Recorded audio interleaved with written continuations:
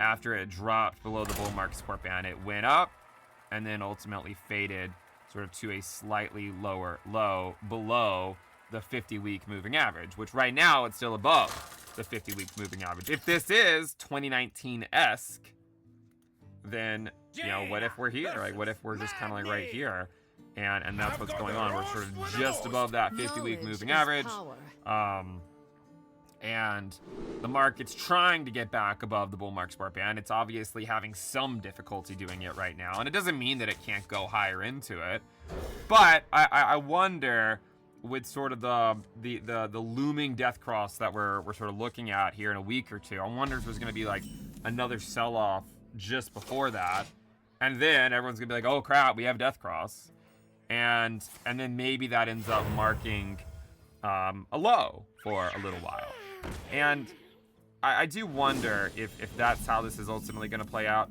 You know, a lot of people have made the comparison to the global money supply and whatnot. Like if you look at global M2, if I can find it on here, one of the things you'll notice about that is that it actually did exactly what I'm potentially describing that Bitcoin might do, right? Where, you know, it gets this drop and then it rallies back up to the bull market support band and then it comes back down and then it goes back up. So what I think truly is that, you know, ultimately you're going to be better off coming up with a DCA strategy according to risk levels rather than trying to time the market. But I'm just spitballing here.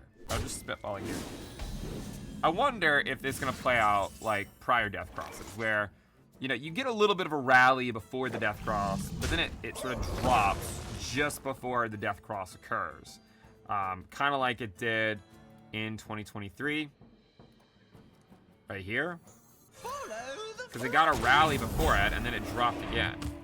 And 2024, right here, right? You can see it got this rally, but then it dropped right into that death cross. I wonder if we're going to see something like that here happen one more time.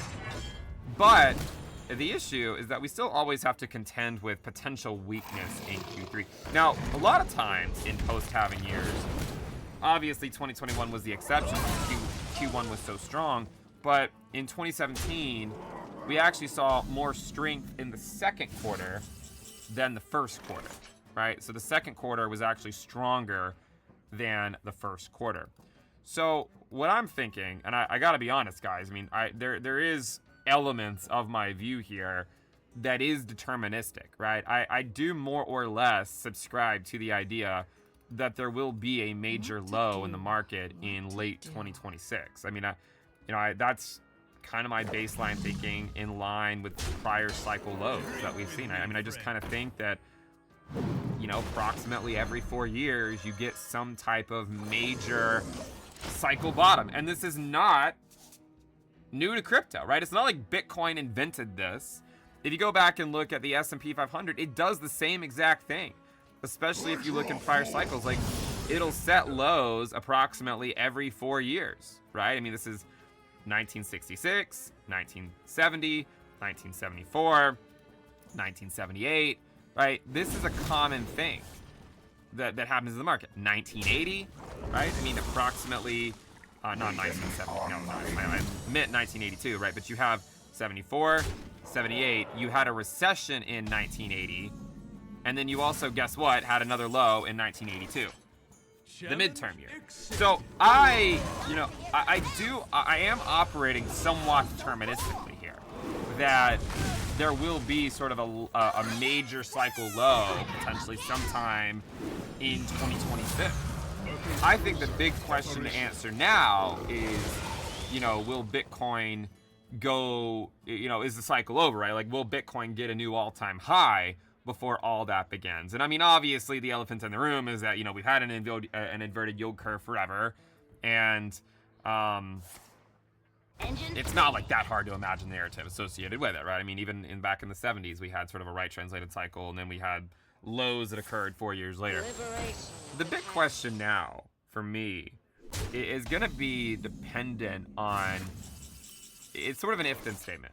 First of all, maybe there is no more weakness in the market, and all the weakness was, you know, sort of capture between February options expiration and March options expiration, which is what I said was the main window of weakness, right? I mean, to hope for further weakness here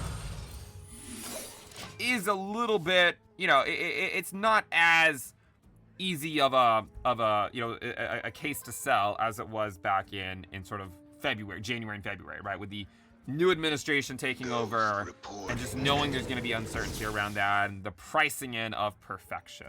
Okay, at some point the tariff discussions will die down, and at some point, as long as the labor market doesn't just collapse, the market could start to trend up again, and maybe sentiment will improve. But I wonder, you know, in this case, if, and I've said this before, right? If in the next pullback, whenever that is, right? If it's before the death cross, so be it. If it's not, but if there's another pullback, if it holds above 73K, if it holds above 73K, then there's no guarantee with the market, but it would suggest, right? It would suggest that the structure of the market remains intact. Because if you look at 2017, you'll note that, you know, it had a pretty similar pullback, right? Where in early 2017, it got a pullback, and it ultimately basically tested the 2016 high. So I could envision a scenario where it just simply tests the 2024 high, and it still be a structure, a market structure that is intact, right? That's what it did in 2017. So maybe it'll do that again. If that happens, then I think you still would, you know, there still would be generally, I think there's a good chance that there would be parts of Q2 that are much more optimistic and invigorating than what we've seen in Q1, right? At least for Bitcoin. I'm not talking about your alts, but even if in another pullback, even if it comes down here to backtest this, which I mean is always a possibility, right? I mean, you know, it seems like at some point it will test that, whether it's now or in 8 months, right? I don't know. It seems like at some point it'll probably test it. If it goes that low, then I would probably, unfortunately, I mean, I probably would start to operate somewhat deterministically and think that the next move out of that would be a macro lower high. So it could be something like this where, you know, if it comes back down here, you would still likely get a big rally in Q2, but then it would be a macro lower high Q3 and then down into Q4. If it holds here, right, if it holds here, then I don't really think the structure of the market is broken in the same way. The problem with going into the 60s is that, at least in my view, especially the low 60s, is just that it would kind of break the structure of the market, right? And also, it would be too similar to me to what happened with the QQQ, right? And I've talked about that a lot, but basically we saw the QQQ go on this rally back in 1999. It rallied for 54 weeks. It then dropped from 120 down to 63. And then it got a rally for about 4 months or so into like August. And it was a macro lower high. And then we went into a recession. So that's why I'm saying, like, and it's still like an if-then statement.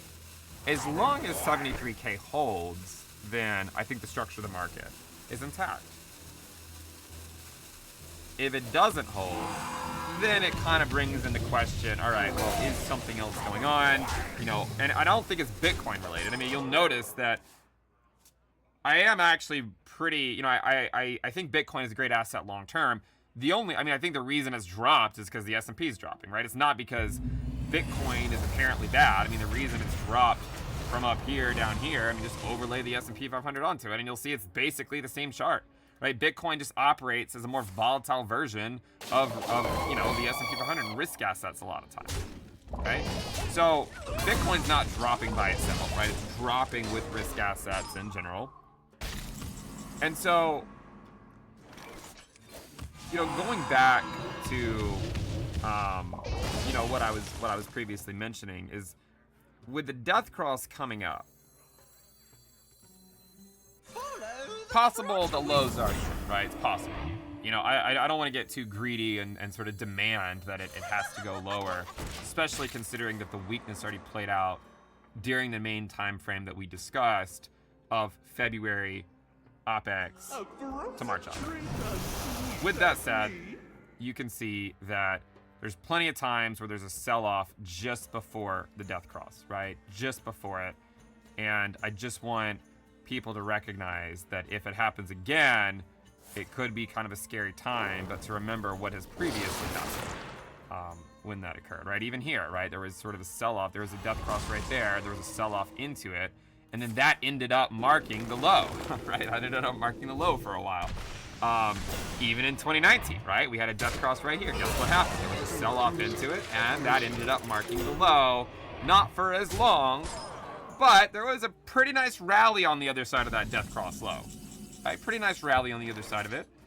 And so the question, right, I mean, is if, you know, let's suppose there is a death cross low, right, where it goes below 77K or whatever, 676, whatever it went, right? You know, is it able to go to a new high like 2021, or does it go to a lower high like 2019? The answer to that question, as I said, I think depends on, well, if there is a sell-off into the death cross, it depends on how low it goes. It depends on how low it goes.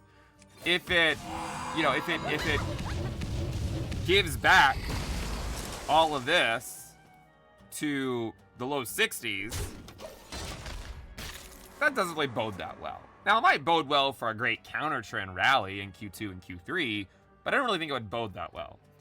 If it holds at either, say, a double bottom at 76K, or if it holds at 73K, okay, I think we can at least work with that. It's easier to work with that.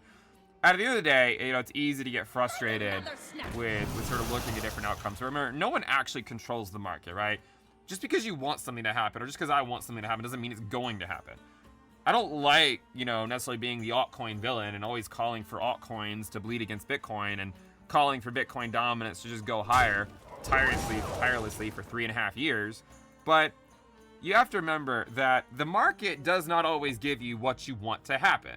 If it did, we would have had 20,000 alt seasons over the last 3.5 years, because that's what everyone keeps calling for. And it just keeps not happening.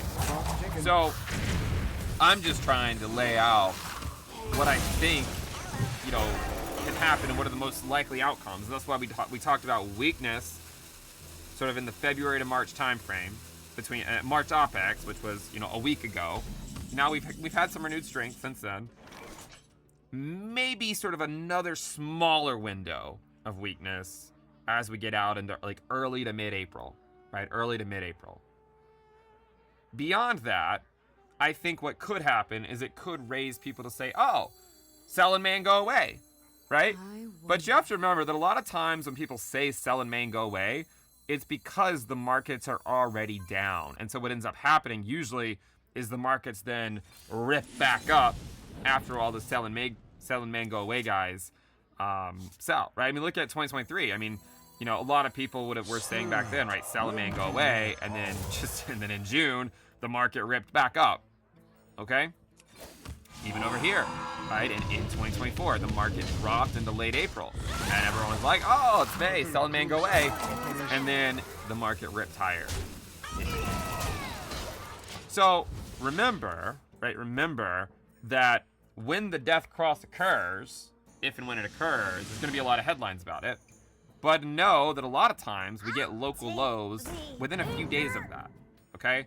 Now, I don't know exactly when it's going to happen. I guess we could take a closer look and sort of forecast this out.